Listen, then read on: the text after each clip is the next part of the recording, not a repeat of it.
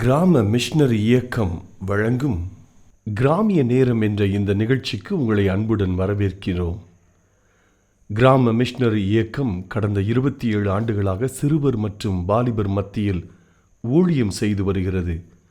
800க்கும் மேற்பட்ட மிஷனரிகளோடு தமிழ்நாட்டில் உள்ள 38 மாவட்டங்கள் உட்பட ஆந்திரா, ஒடிசா, கர்நாடகா, சத்தீஸ்கர், ஜார்க்கண்ட் மற்றும் மத்திய பிரதேசம் ஆகிய மாநிலங்களிலும் நற்செய்தி பணியை செய்து வருகிறது. எமது இலக்கு 1,00,000 கிராமங்கள், 7,000 மிஷனரிகள், ஒவ்வொரு மாநிலத்திலும் 500 மிஷனரிகள். எமது தரிசனம் என் ஆட்டுக்குட்டிகளை மேய்ப்பாயாக என்ற வசனத்தின்படி கிராமங்களில் உள்ள சிறுவர் மற்றும் வாலிபர்களை கிறிஸ்துவுக்குள் வழிநடத்தி அவர்கள் மூலம் கிராமங்களை சுவிசேஷ மயமாக்குதல், சந்திக்கப்படும் சிறுவர் மற்றும் வாலிபர்களை நாளைய தலைவர்களாகவும் ஊழியர்களாகவும் உருவாக்குதல், ஒவ்வொரு கிறிஸ்தவரையும் ஆத்தும ஆதாயம் செய்கிறவராக மாற்றுதல். இப்பொழுதும் எமது நிகழ்ச்சிகளை ஜெபத்துடன் பார்த்து பயனடையுங்கள். செயல்படும் கிறிஸ்தவர்களாக தேவனுக்கு உங்களை அர்ப்பணிப்பது உறுதி. உங்களுக்கு எனக்கும் அற்புதம் செய்கிறது தாங்க அவர் கூட இருக்கிறார். அவர் உங்களை கைவிடுவாரா? உன் கையில் ஒன்றுமே இல்லையா? நீ ஆண்டவர் கையில் உன் வாழ்க்கையை ஒப்புக்கொடு, உன்னை பயன்படுத்த முடியும். உன் மூலியமா எத்தனை பேர் ரட்சிக்கப்பட்டு சர்ச்சுக்கு போகிறாங்க? ஒருத்தர் கூட இல்லையா? ஒரு ஆத்மா இல்லாமல் நீ பரலோகத்துக்குள்ளே போகவே முடியாது. நிறைய வீணாக்குகிற, நேரத்தை வீணாக்குகிற, ஃப்ரெண்ட்ஸோட வீணாக்குகிற, நீ வீணாக்குறவள் எனக்கு தான் என்று சொல்லுகிறார். இயேசு கிறிஸ்துவின் இனிய நாமத்தினாலே கிராம மிஷனரி இயக்க குடும்பத்தின் சார்பாக கிராமிய நேரம் என்ற நிகழ்ச்சிக்கு உங்களை அன்போடு கூட வரவேற்கிறேன். அல்லேலூயா. நீங்கள் சந்தோஷமாக இருக்கீங்களா? நான் உங்களுக்காக ஜெபிக்கிறேன். அநேக பேர் ஃபோன் மூலியமாக தொடர்பு கொள்கிறீர்கள், இமெயில் மூலியமாக, வாட்ஸ்அப் மூலியமாக என்னோடு கூட தொடர்பு கொள்கிறீர்கள். ஒவ்வொருவருக்காக நாங்கள் கருத்தாய் பேர் சொல்லி ஜெபிக்கிறோம். நீங்கள் அனுப்பி வைக்கிற ஒவ்வொரு ஜெப குறிப்புகளுக்காக நாங்கள் ஜெபித்து வருகிறோம். எங்களுடைய ஜெபத்தை கேட்டு அநேகர் சாட்சி சொல்லுகிறார்கள். ஆண்டவர் அற்புதம் செய்கிறார். அல்லேலூயா. பாருங்க, கடந்த நாட்களில் நடராஜன் என்கிற ஒரு சகோதரனை சந்தித்தேன். அவருடைய ஜெபத்திற்கு பதில் அநேக வருடங்களாக தாமதமாயிருக்கிறது. ஒரு வீடு விற்கணும், அவங்களுக்கு குடும்ப சூழ்நிலைகள் மித்தமாக விற்கணும்னு சொல்லி ஒரு பிளான் வச்சிருக்கிறாங்க. விற்கப்படவே இல்லை. ஆண்டவருடைய ஊழியத்திற்கு, மிஷனரி ஊழியத்திற்கு ஒரு காணிக்கை கொடுப்பேன் என்று சொல்லி, ஒரு ஆலயத்தை கட்டுவேன் என்று சொல்லி பொருதனையோடு ஜெபித்திருக்கிறார்கள். அவங்க சொல்கிறாங்க, 2 வாரத்தில் அற்புதமாக அது வித்துருச்சுங்க. பார்த்தீங்களா? ஆண்டவர் இன்றைக்கு ஜெபத்தை கேட்பார், ஜெபத்திற்கு பதில் கொடுப்பார். ஆண்டவருக்காக உங்களை ஒப்பு கொடுங்க, பொருதனையோடு ஜெபிங்க. உங்களுக்கு எனக்கும் அற்புதம் செய்கிறது தாங்க அவர் கூட இருக்கிறார். அவர் உங்களை கைவிடுவாரா? அல்லேலூயா. நாங்களும் உங்களுக்காக ஜெபிக்கிறோம். கர்த்தர் உங்களை ஆசீர்வதிப்பார்.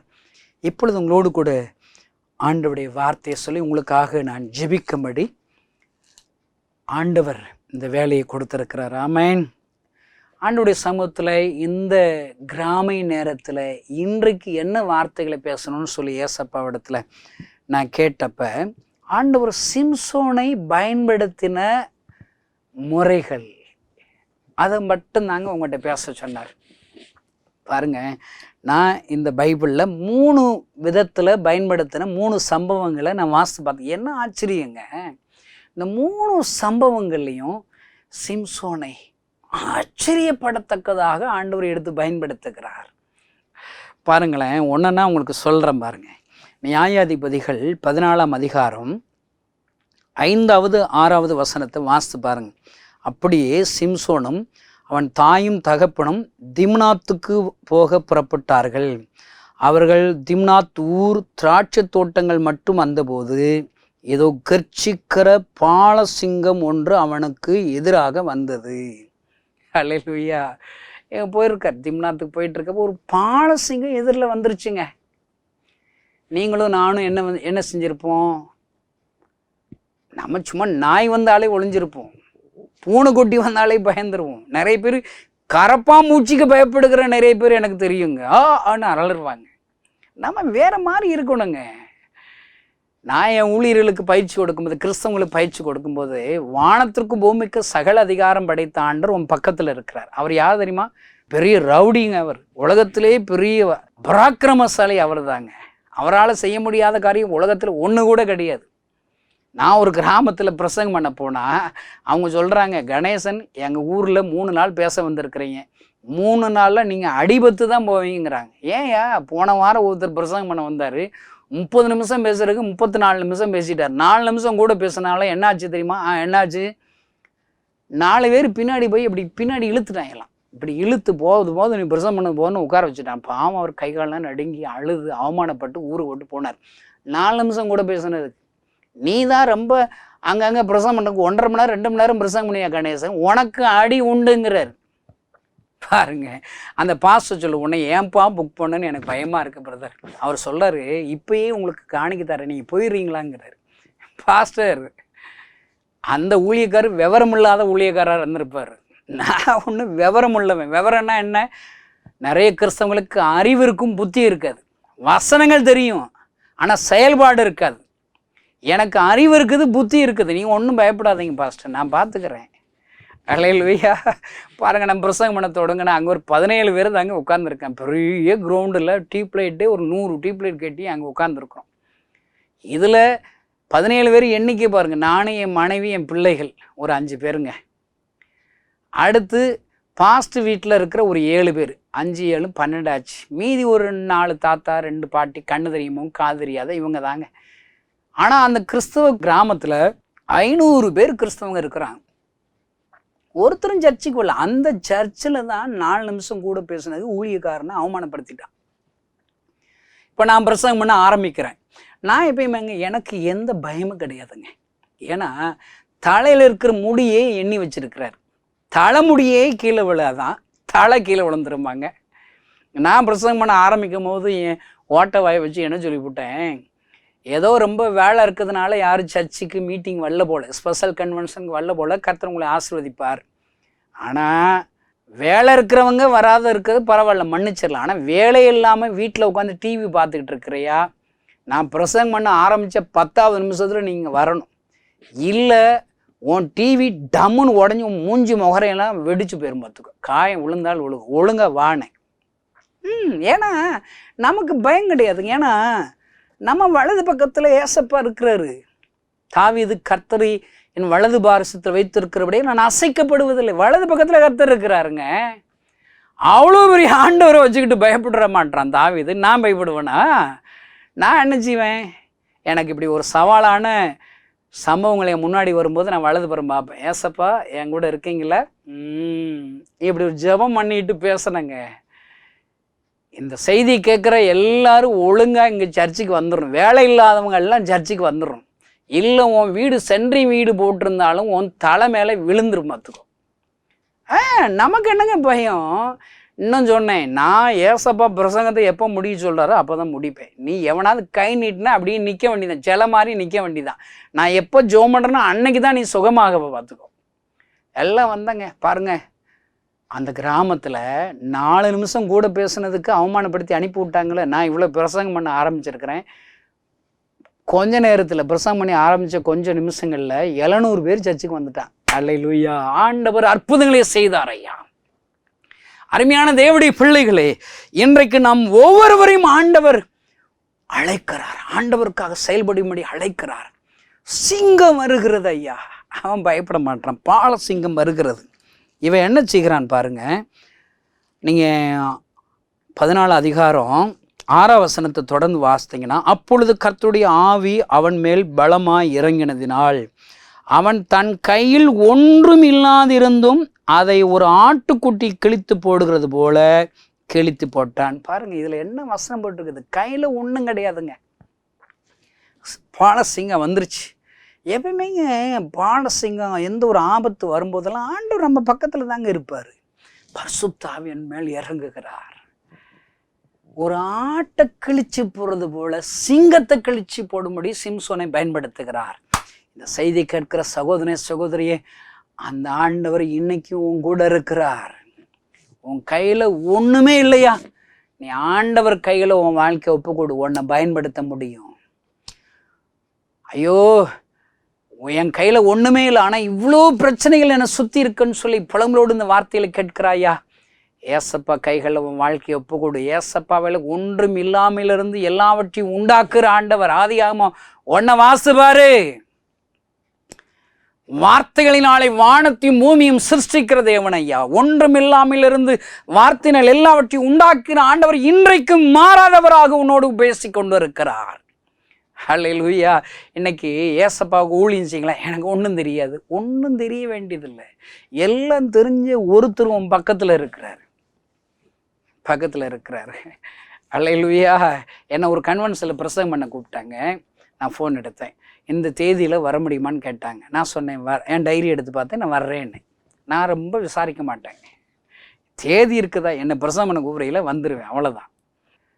அடுத்து நான் வர்றேன்னு சொன்னோடனே அவர் சொல்கிறார், உங்களுக்கு நான் எவ்வளோ பணம் தரணுங்கிறாரு. எனக்கு இதுக்கே பணம் இல்லை, நீங்கள் சொன்னால் தான் நாங்கள்னா ரெடி பண்ண முடியும். இல்லை நீங்கள் நிறைய கேட்டிங்கன்னா தர முடியும். யோ, தண்ணி பாட்டிலையும் என் காரில் கொண்டு வந்துடுவேன், எனக்கு தண்ணியோட கொடுக்க வேண்டாம்யா. ஏசுனார் வார்த்தை பேசுகிறேயா? நான் கரும்பு தின்ன கூலியா? ஏசப்பா வார்த்தையை பேசுறதுக்கு எதுக்குங்க பணம் வேண்டி இருக்குது? நிறைய பேர் இன்னைக்கு எல்லாம் ஊழியக்காரங்க எல்லாம் கெட்டு போயிட்டாங்க. ஊழியக்காரங்களை கூப்பிட்ற சர்ச்சுகளும் கெட்டு போச்சு. ஒரு சர்ச்சு சொல்கிறாரு, உங்களெல்லாம் கூப்பிடணும்னு ஆசை, நீங்கள் பெரிய ஊழியக்காரங்க, உங்களுக்கு பணம் இவ்வளோ தர வேண்டி இருக்குன்னே உங்களை கூப்பிடலங்க, நான் வேறு ஊழியக்காரை கூப்பிட்டுக்கிட்டு இருக்குங்கிற. ஐயோ, தப்பு பண்ணிட்டீங்களேங்க, எனக்கு காசே வேண்டியது இல்லைங்க.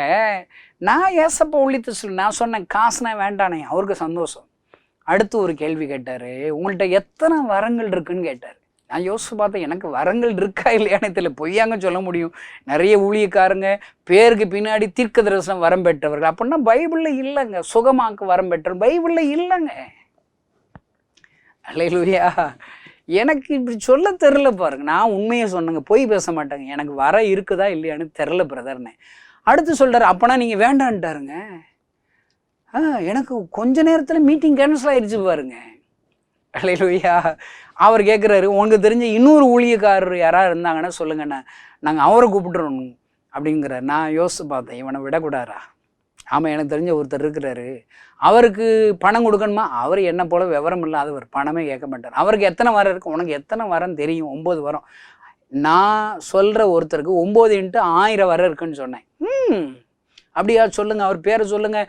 போஸ்ட்டு ஃப்ளெக்ஸ் அடித்து அட்வர்டைஸ்மெண்ட் கலைக்கிறோம், பேனர் வச்சுருவோம். அவர் பேர் என்ன? அவர் பேரெல்லாம் போட வேண்டாம், என் பேரை போட்டுக்கோ, டேவிட் கணேசன் போடு. ஏன் கூட அந்த ஊழியக்காரை கூப்பிட்டு வரேன்னு. அவர் குழப்புற, என்ன முழிக்கிற, என்னைய முழிக்கிற? அவர் யார் தெரியுமா? ஏசப்பா தான். அல்லேலூயா. ஏன்ட்ட ஒன்றும் கிடையாதுங்க, ஆனால் என்னோடு வருகிறவருக்கு எல்லாம் இருக்குது ஐயா. ஞானம் இருக்கிறது, அபிஷேகம் இருக்கிறது, அற்புதங்கள் இருக்கிறது, அவர்கிட்ட வரங்கள் இருக்கிறது. அவர் என் கூட வந்தாலே எல்லாம் என் கூட வரதா தாங்க அர்த்தம். சிம்சோனுக்கு அந்த சத்தியம் தெரிஞ்சிருச்சு. இன்னைக்கு இருக்கிற தமிழ்நாட்டு கிறிஸ்தவங்க நமக்கு எல்லாம் தெரில பாருங்க.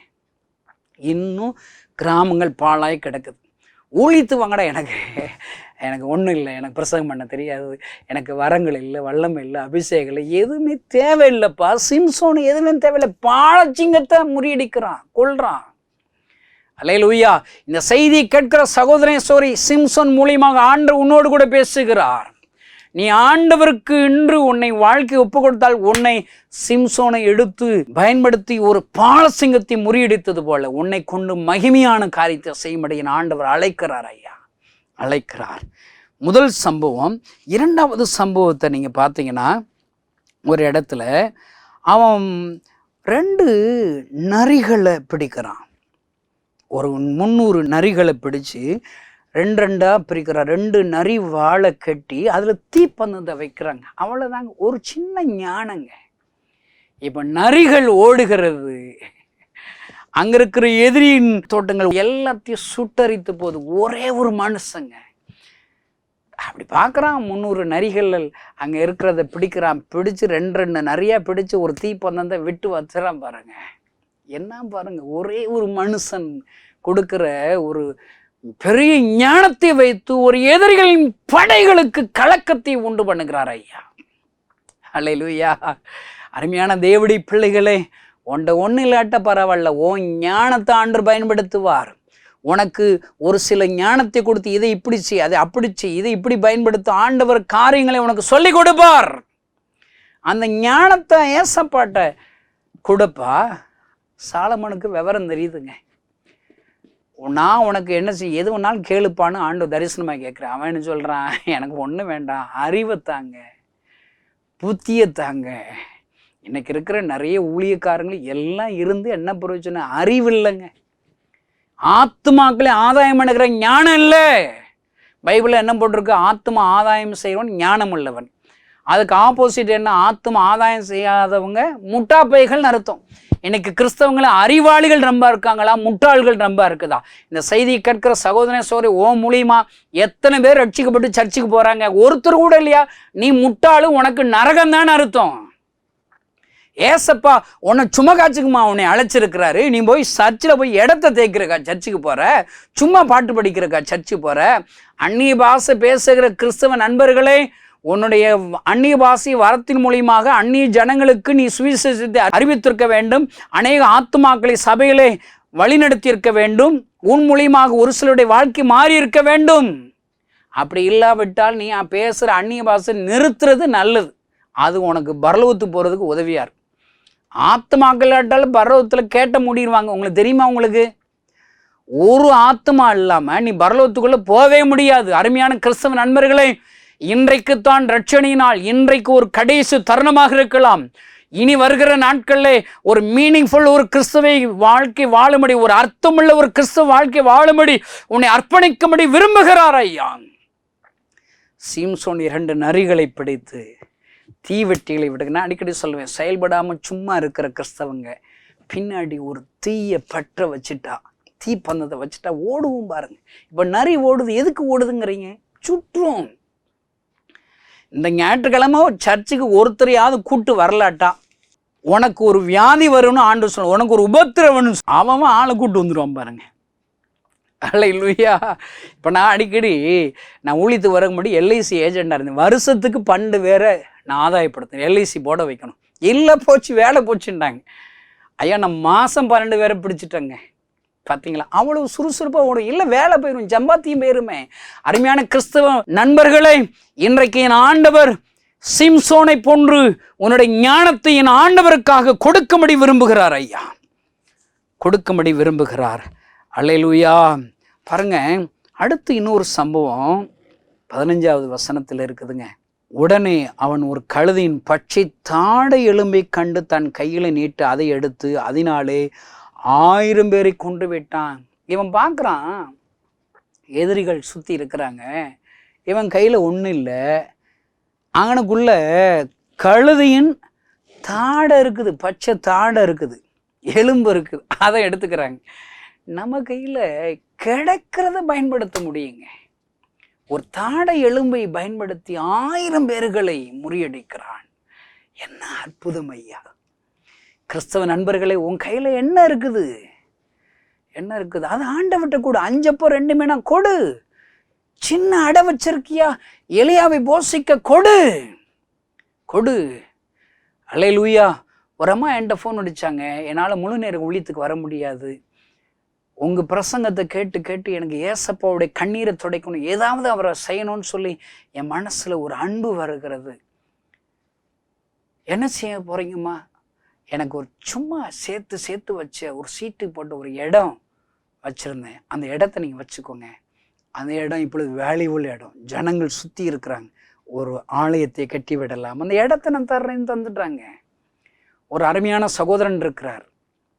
அவர் தன்னுடைய ஃபியூச்சருடைய பிள்ளையுடைய வாழ்க்கையுடைய எதிர்காலத்திற்காக தனக்கு வர்ற பணத்தை ஒரு ஏக்கரில் இடத்த வாங்கி போட்டார். எப்படியாவது ஃபியூச்சரில் நல்ல சேல் ஆகும், வாடகைக்கு வந்துடும், பணம் வந்துடும். பாருங்க, ஆண்டவர் அவரோடு கூட பேசினார்.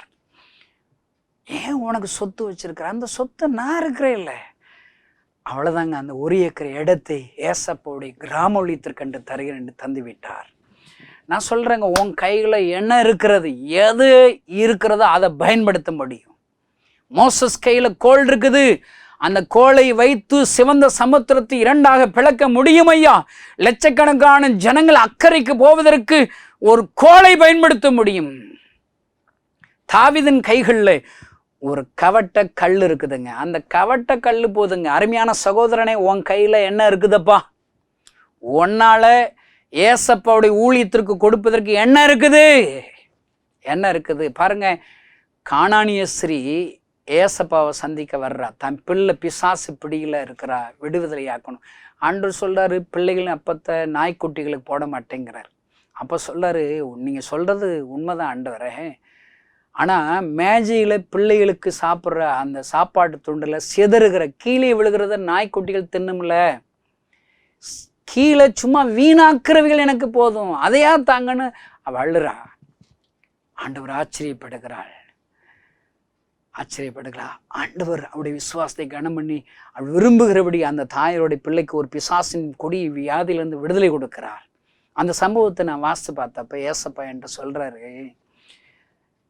மேஜையிலிருந்து விழுகிற துணிக்கைகள், வீணா விழுகிறவைகள், தேவையுள்ள ஒரு ஆத்மாவை என் அண்டையிலே வருவதற்கு, அற்புதத்தை ருசி பார்க்கிறதுக்கு அந்த வீணான துணிக்கைகளை நான் பயன்படுத்த முடியுமானால், நீ வீணாக்குகிறவைகளை என்னிடத்தில் தான். நீ நிறைய வீணாக்குகிற, நேரத்தை வீணாக்குகிற, ஃப்ரெண்ட்ஸோட வீணாக்குகிற, நீ வீணாக்குறவைகள் எனக்கு தான் என்று சொல்லுகிறார். இந்த செய்தியை கேட்கிற சகோதரனே சகோதரியே, உன்னை கொடுப்பதற்கு வேல்யூஃபுல் நீ தர வேண்டாம். நீ சும்மா வச்சிருக்கிற ஒரு சகோதரர் 12 வருஷமா யூஸ் பண்ண ஒரு ஆம்னி, 8 பேர் உட்கார்ந்துருக்கிற ஒரு வேன் தேவை இருக்குது, சுவிசேஷ வேன் தேவை இருக்குது. ஒரு மாவட்டத்திற்கு ஒரு வேன் இருந்தால் நல்லா இருக்கும். பல நூற்றுக்கணக்கான கிராமங்களில் காஸ்பல் அறிவிச்சிடலாம்.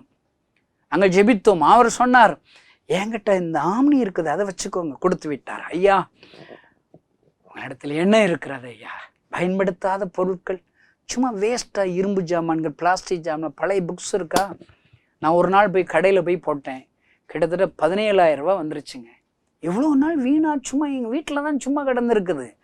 பயன்படுத்தாத சைக்கிள், இரும்பு ஜாமான்கள் என்னையா இருக்குது? என் ஆண்டவர் கைகளில் உன்னிடத்தில் இருக்கிறதை கொடுத்தால், ஒரு தாடை எலும்பை பயன்படுத்தி சிம்சனை கொண்டு 1000 பேர்களை முறியடிக்கிறார். நான் சொல்கிறேன், இந்த செய்தி கேட்கிற சகோதரனே சோதரே, உன் கையில் ஒன்றுமே இல்லாட்டியாலும் பரவாயில்ல, சிம்சோனை பயன்படுத்துவது போல உன்னை பயன்படுத்துவார். உன் ஞானத்தை பயன்படுத்துவார். எதிரிகளை பிடியிலிருந்து ஆத்துமாக்களை விடுவித்து தேவனுடைய ராஜ்யத்தை திருச்சபையை சேர்ப்பதற்கு உன்னுடைய ஞானத்தை ஆண்டவரால் பயன்படுத்த முடியும். இந்த செய்தியை கேட்கிற சகோதரனே சகோதரியே, உன்னுடைய ஞானம் என்ன? நீ எவ்வளோ படிச்சிருக்கிற? உனக்கு கம்ப்யூட்டர் தெரியுமா? உனக்கு என்னங்க தெரியும்? என்ன உங்களால் செய்ய முடியும்? வாங்க, நீங்கள் வாங்க. ஏசப்பாவுக்கு அது தேவை. சிம்சோனுடைய அந்த படிப்பை பயன்படுத்துகிறார். சும்மா கையில் கழுதையுடைய தாடை எலும்பை பயன்படுத்தி எத்தனை அற்புதங்களை செய்கிறார். இந்த ஆண்டு உன்னோடு கூட பேசி கொண்டிருக்கிற ஐயா, 25 வருஷமாக அந்த கணேசன் ஏசப்பா ஊழியத்துக்குன்னு என்னை அர்ப்பணிச்சிருக்கிறேங்க. நான் ஊழியத்துக்கு வரும்போது எனக்கு முழு பைபிளே கிடையாதுங்க. நான் ஊழியத்துக்கு வந்து 1.5 வருஷம் கழிச்சு தாங்க எனக்கு முழு பைபிளே புதுசாக கிடைச்சிதுங்க. அதனால தான் இன்றைக்கு ஒரு மாதத்துக்கு ஒரு 1000 பைபிளாவது என்னை போல் புதுசாக ரட்சிக்கப்பட்ட வாலிபர்களுக்கு வாங்கி தரணும்னு சொல்லி வாங்கி கொடுக்குறேங்க. நான் வரும்போது பைபிள் கூட கிடையாதுங்க, செருப்பு கூட எனக்கு போட தெரியாதுங்க. ஏசப்பா எனக்கு கொடுத்த ஜீவன் மட்டும்தான் இருந்துச்சு. ஏசப்பா பற்றி கொஞ்சம் விஷயம் தெரிஞ்சு. ஏசப்பா மறிக்க வேண்டிய டாக்டரால் கைவிடப்பட்ட எனக்கு உயிர் கொடுத்தார். ஏசப்பா அற்புதங்கிற செய்தி தெரியும். அவரை மறுதலித்து அவரை விட்டு நான் போன போது என் முன்பாக அவர் தரிசனமாகி அழுது கொண்டே இருக்கிற ஒரு தரிசனத்தை பார்த்தேன். உலகத்தில் உள்ள எல்லா ஜனங்களுக்கு அவர் அழுது கொண்டே இருந்தார். 2 செய்திங்க. என் கண்ணீரை இயேசு துடைத்தார். என் கண்ணீரை துடைத்து இயேசு கண்ணீர் வடிக்கிறார். உலகத்தில் உள்ள அவரை அறியாத ஜனங்கள் கண்ணீர் வடிக்கிறார். என்னை முழுவதுமாக எனக்கு தெரிஞ்ச இயேசப்பாவை நான் பிரசங்கம் பண்ண ஆரம்பித்தேன். எத்தனை பெரிய ஊழியக்காரனாக பயன்படுத்துகிறார். 800 மிஸ்டரிகள் ஏறக்குறைய இருக்கிறார்கள் ஐயா. அல்லேலூயா. என்னை பயன்படுத்துகிறார், எங்களை பயன்படுத்துகிறார் ஐயா. ஐயா, சிம்சோனை பயன்படுத்துகிற ஆண்டவர், கணேசனை பயன்படுத்துகிற ஆண்டவர், இந்த செய்தி கேட்கிற உங்களையும் அவருடைய ராஜ்ய மேன்மைக்காக, அவருடைய கண்ணீரை துடைக்கும்படி பயன்படுத்த வல்லமையுள்ள ஆண்டவராக உங்களோடு கூட பேசி கொண்டிருக்கிறார். அவர் கைகளை உன் வாழ்க்கை அர்ப்பணிப்பீர்களானால் ஆண்டவர் உங்களை பயன்படுத்துவார். எல்லா கண்களையும் மூடி நாம் ஜெபித்து அர்ப்பணிக்கலாம். பரலோகத்தில் இருக்கிற எங்கள் நல்ல தகப்பனே, இந்த செய்தியை கேட்கிற ஒவ்வொருவருக்காக நான் ஜெபிக்கிறேன். சிம்சோன் ஒன்றுமில்லாத போதும் அவனை எடுத்து பயன்படுத்தினீரே, அவருடைய ஞானத்தை பயன்படுத்தினீரே. அவன் கையில் இருக்கிற ஒரு தாடை கழுதையின் எலும்பை பயன்படுத்தினீரே. இவர்கள் ஒவ்வொருவரையும் உம்முடைய கைகளை ஒப்பு கொடுத்து நான் ஜெபிக்கிறேன். அவளை எடுத்து பயன்படுத்துவீரான ஜெபிக்கிறோம். இந்த கணேசனை லட்சங்களுக்கு ஆசீர்வாதமாக பயன்படுத்துகிறது போல இந்த செய்தி கேட்கிற ஒவ்வொருவரையும் எடுத்து பயன்படுத்தும். எழுப்புதலை எங்கள் கண்கள் காண உதவிச்சு இயேசுவின் நாமத்தினால் பிதாவே, ஆமென். இந்த செய்தி நிச்சயமாக உங்களை செயல்பட தூண்டிருக்கும் என விசுவாசிக்கிறோம். நீங்களும் எங்களோடு இணைந்து தேவனுக்காக ஏதாவது செய்ய விரும்புகிறீர்களா? கீழ்கண்ட எங்களது ஊழிய திட்டத்திற்காக ஜெபிக்க முன்வரலாமே. தமிழ்நாடு மற்றும் பிற மாநிலங்களிலும் ஆலயம் கட்ட தேவையாய் உள்ள 1000 கிராமங்களில் இடம் வாங்கி ஆலயம் கட்டப்பட ரூபாய் 5 லட்சமோ அல்லது அதில் ஒரு பகுதியோ கொடுத்து ஆலயம் கட்டி கொடுப்போர் எழும்ப ஜெபியுங்கள். சூனேமியால் எலிசாவுக்கு ஒரு அறை வீட்டை கட்டி கொடுத்தது போல புதிய மிஷனரிகள் தங்கி பயிற்சி எடுப்பதற்கு ரூபாய் 2 லட்சம் கொடுத்து ஒரு மிஷனரி வீட்டை கட்டி கொடுப்போர் எழும்ப ஜெபியுங்கள். நாம் சந்திக்கும் வாலிபர்கள் மற்றும் ஆரம்ப விசுவாசிகளை கிறிஸ்துவுக்குள் வளரச் செய்ய ரூபாய் 300 கொடுத்து முழு வேதாகமும் வாங்கி கொடுப்போர் எழும்ப ஜெபியுங்கள். நாம் பணி செய்யும் 8 மாநிலங்களிலும் உள்ள 880 மிஷனரிகளை மாதந்தோறும் ரூபாய் 10,000 கொடுத்தோ அல்லது இயன்ற காணிக்கையை கொடுத்தோ தாங்குவோர் எழும்ப ஜெபியுங்கள். தமிழ்நாடு மற்றும் பிற மாநிலங்களிலும் துரிதமாக சுவிசேஷம் அறிவிக்கவும் பின்தொடர் பணிக்காகவும் சுவிசேஷ வாகனங்கள் வாங்கி கொடுப்போர் எழும்ப ஜெபியுங்கள். தங்கள் வாலிப மற்றும் சிறு பிள்ளைகள் ரட்சிக்கப்பட, அபிஷேகிக்கப்பட மற்றும் இயேசுவுக்கு சாட்சியுள்ள பிள்ளைகளாக வளர கண்மணி பிள்ளைகள் இயேசுவுக்காக திட்டத்தில் தங்கள் பிள்ளைகளை இணைக்கிற பெற்றோர்கள் எழும்ப ஜெபியுங்கள். இந்தியா முழுவதிலும் இன்னும் துரிதமாக நம் மிஷனரி பணிகள் நடக்க மாதந்தோறும் அல்லது வருடத்திற்கு ஒரு முறையாவது ரூபாய் 1000 கொடுத்து எழுப்புதல் விரும்பும் பங்காளர் திட்டத்தில் இணைகிற அநேகர் எழும்ப ஜெபியுங்கள். மேலும் எங்களோடு தொடர்பு கொள்ள விரும்பினால் திரையில் காணும் எங்கள் முகவரியும் குறித்துக் கொள்ளுங்கள். கிராம மிஷனரி இயக்கம், தபால் பெட்டி எண் 51, விருதுநகர் 626001. இந்த நிகழ்ச்சியையோ அல்லது எங்கள் ஊழியத்தையோ நீங்கள் தாங்க விரும்பினால் எங்கள் தொலைபேசி எண்ணை குறித்துக் கொள்ளுங்கள். 7378000444. கர்த்தர் தாமே உங்களை ஆசீர்வதிப்பாராக.